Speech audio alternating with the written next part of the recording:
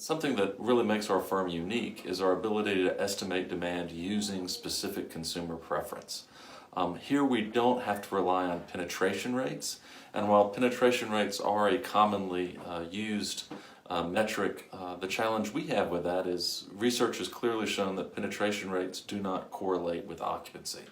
In other words, there are parts of the country, Lancaster, PA, for example, where we see penetration rates exceed over 30% in a market area, and their occupancy is well over 94%.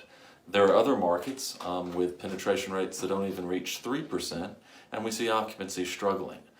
So then the question is, well, what penetration rate is right? And the answer to that question for us is there is not a right answer to that. And so what we are able to do is, because we're a consumer-driven firm, we're able to rely on specific consumers' preferences as it relates to senior housing. So instead of using a penetration rate, we have a national demand methodology that's based on, again, consumer preference and their willingness to move to the various components of senior housing.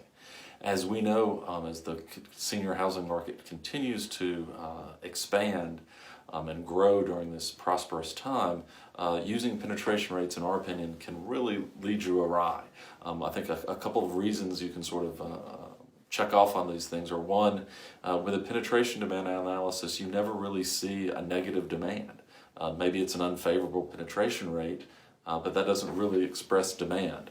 Also, our demand model is able to estimate those who move annually compared to penetration rates, which is just the overall demand at that specific time. So I think those two variations can really make a big difference.